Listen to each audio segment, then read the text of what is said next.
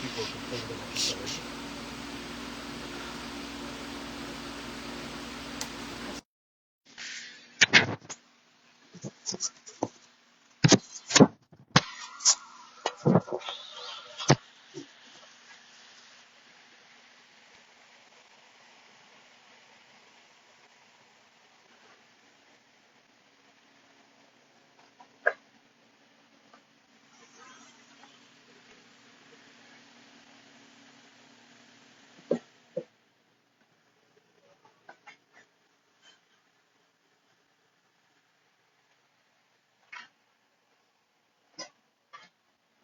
Good morning. Welcome to Let's Get Growing. First day in December, so of course we're in the greenhouse. But even though we're in the greenhouse and it's feeling like winter today here for us, we are thinking about spring. So going to do a couple of quick things. A little bit of propagation ideas for you to work on while you're indoors for the winter. First one is our brugmansias. We bring our brugmansias in. We leave them as big as we possibly can. We strip all the leaves off. Keep them sort of semi-dormant. If Laura can turn the camera a little bit and maybe tilt it up, you'll sort of see what our brugmansias look like at the moment. That's our biggest one. That's our Kongzilla. And it's built up a nice branching structure, so I try not to cut it back because all these small little branches that you see at the top, kind of like this cutting here, are where the flowers come from. Now, for propagating, brugmansias are one of the easiest plants to propagate. So this is a cutting I took off of our fruit salad brugmansia. It's a blooming piece. You can see all these branches here with all these little nubs. That's where the flowers will come from. We've got a good structural stalk here. Now, the neat thing about brugmansias is you can take cuttings from just about anywhere. And if you buy some mail order brugmansias from a collector, what you're going to get in the mail, most likely, is this. Super easy to root. Brugmansias are in the tomato family. They will stem root, so you don't even need a node at the base of your cuttings. It certainly makes it a bit quicker, but you could actually take this and just root this just the way it is. You can even take bigger pieces if you want to get bigger pieces. So this is a part of the structural growth of the plant, one of the upright stems. So that's what we're going to take the cutting from. And you get a nicer plant, I think, a bit quicker. So just to keep it a little bit more typical type cutting, we're going to go down the stem. We're going to find a node right there. There's a little tiny shoot there. We're going to cut it fresh just below that node. So we've got our stick. Now we could, if we wanted to, if we wanted a lot of plants, we could actually take each one of these buds and cut that little stem piece all the way up. But in this case, we're just going to take our big plant. You can dip it in rooting hormone if you want, but it's not a necessity. Have a pot ready to go, depending on what size your cutting is. This is a 3.5-inch pot, be perfect for this. If your cutting was bigger, a bigger, deeper pot would work. That's a bit of overkill for this one, but 3.5-inch pot's fine. Moisten your soil mix. Dibble your cutting in. Never just jam a cutting in. Dibble a hole for your cutting. Put your cutting down there. Get 1 or 2 nodes buried. Firm your soil. Water it in again. Now the next step is really important, and it'll make your brugmansias root really, really quickly, is you've got to get these on a heat mat. There's lots of different heat mats out there. You can get them at garden centers, box stores. You can get them online quite easily. Hydroponic stores carry them. Any of the heat mats for starting They're often used for starting seedlings and things like that, but they're great for cuttings, especially when you've got these tropical trees and things that like it warm. So put these on a heat mat, keep the soil warm and moist. Also keep the environment moist, and they will root very quickly. And this will be a blooming size plant next year. Really, really easy to do. Now, all this stuff that we have left, it's not going to make great looking plants maybe right away, but certainly can be used for propagating material.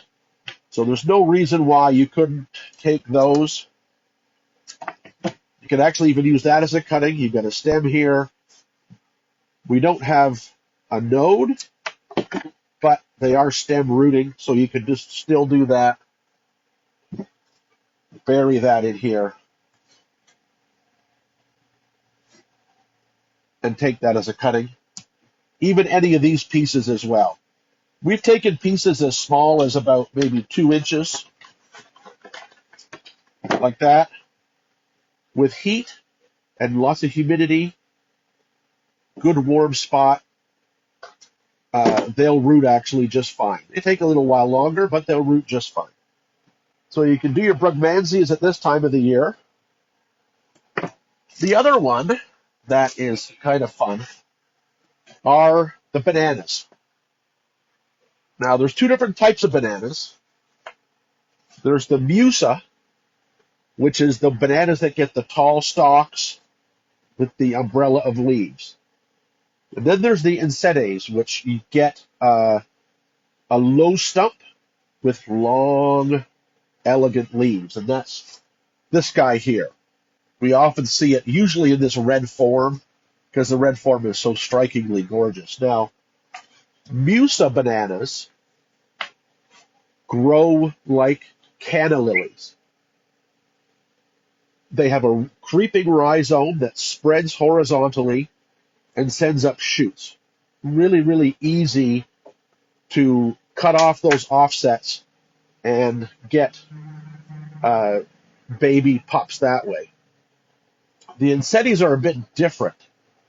They're solitary. So here's a couple that we brought in for the winter out of one of our containers.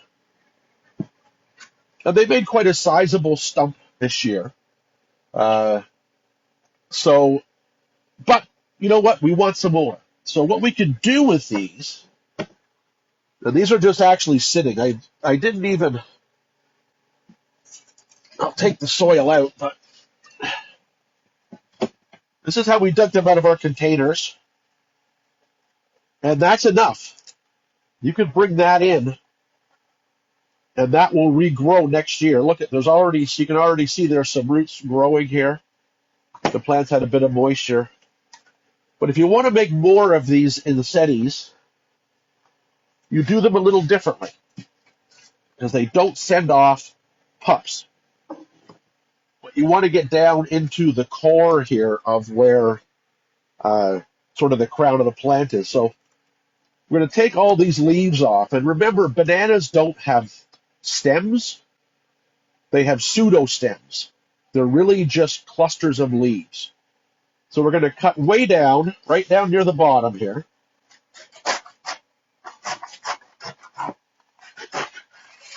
We're going to cut that right off. Then you can see this is just a collection of leaves.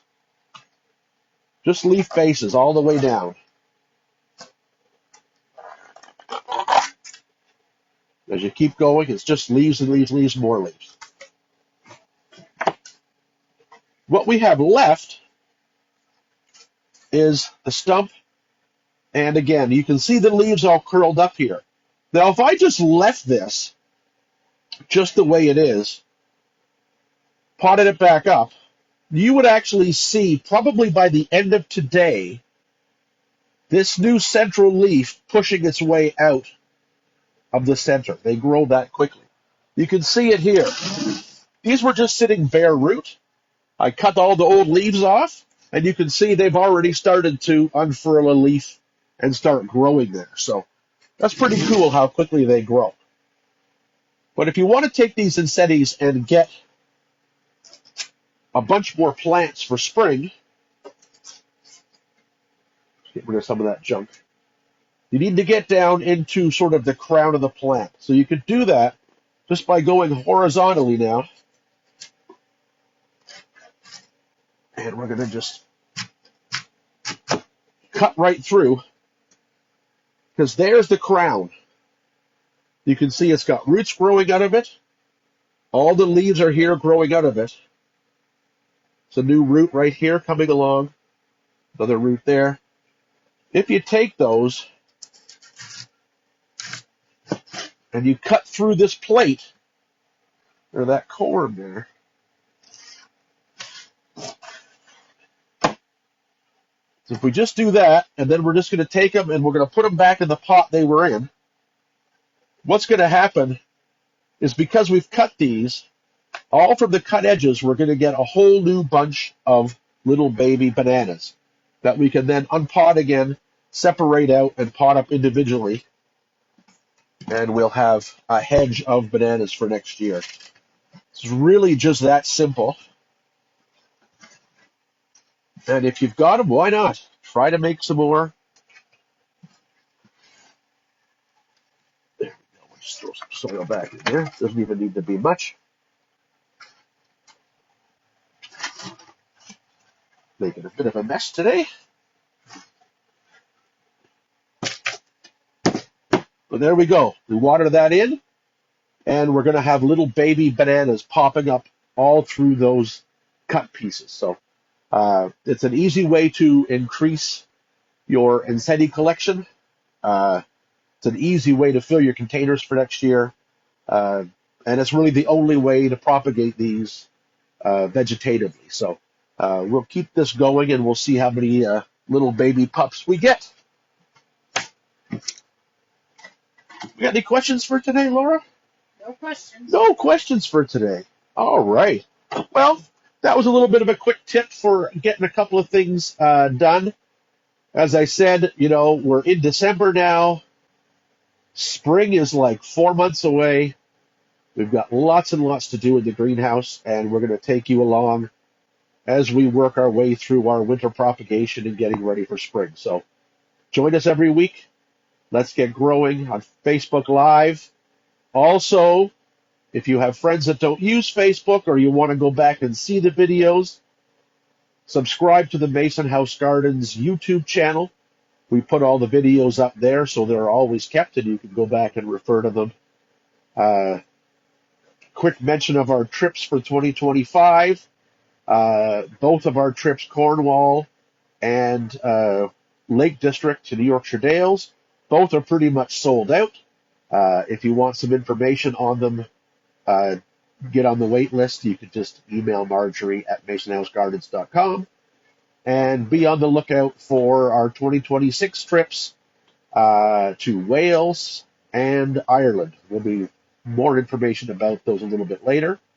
So if we've got no questions today, we'll wrap it up, and we'll see you next time on Let's Get Growing.